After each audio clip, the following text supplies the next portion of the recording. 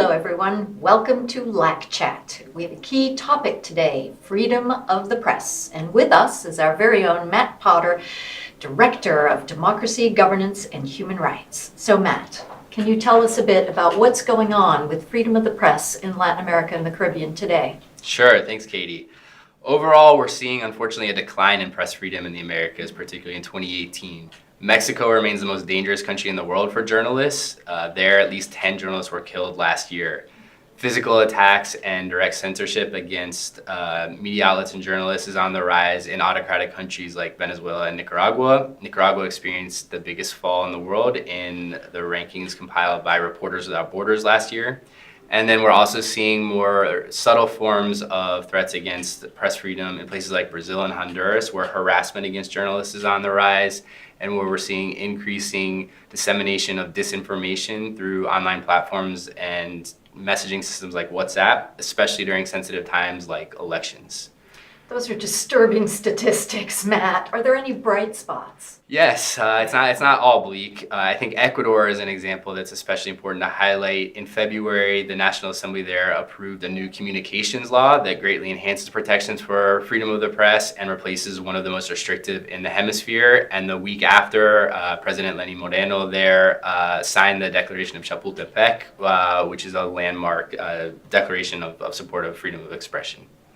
Well, it's good to hear there are bright spots. So, Matt, what about other organizations? Who is helping to maintain freedom of the press? Who's working on this? Yeah, I think there's a few important actors to mention. I would begin with the Office of the Special Rapporteur for Freedom of Expression at the Inter-American Commission of Human Rights.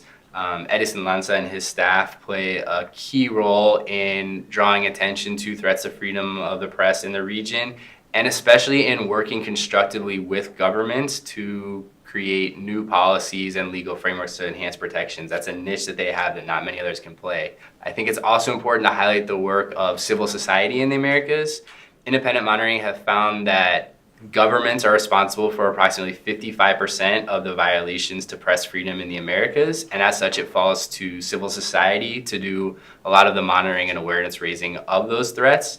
So organizations like Article 19 in Mexico and Brazil, Fundamedios in Ecuador, EPIS in Peru and Venezuela are playing a critical role in conducting the monitoring, awareness raising, and advocacy to raise awareness of and enact enhanced protections for freedom of expression in the region. And I would also highlight one initiative that has emerged in recent years. It's called Voces del Sur. It's a collection of watchdog organizations from throughout the hemisphere who have developed regional standards for the monitoring and dissemination of alerts in freedom of expression, which is allowing for unprecedented cross-country analysis and some data visualizations that significantly enhance awareness raising and advocacy efforts. Terrific, thank you. What about the future, Matt? What do we need to do more of or differently? I would begin with advocating for enhanced protections for human rights and democracy region-wide, because I think press freedom goes hand in hand with commitment to democracy, open government, human rights. So in places like Venezuela and Nicaragua, if democratic transitions are able to occur in those countries, I think that will provide an impetus for press freedom first in their own countries that could then extend beyond the borders. Whereas if illiberal autocratic governments remain in those places, it could inspire governments in other countries, even those much less autocratic, to try to use restrictions on press freedom to consolidate their own control. Beyond that, I think continuing to support civil society efforts to advocate for press freedom is increasingly effective as international organizations and fora at the United Nations, at the Inter-American system, have grown to increasingly trust the voices of civil society and really rely upon them more and more as they conduct their own recommendations to member states. Thanks, Matt. So one final question. How does a free press survive in an era of fake news? Well, one, by continuing to produce quality content. There's no substitute for the press in conducting investigations of government, powerful people, powerful institutions that are really the pillar of a democratic society.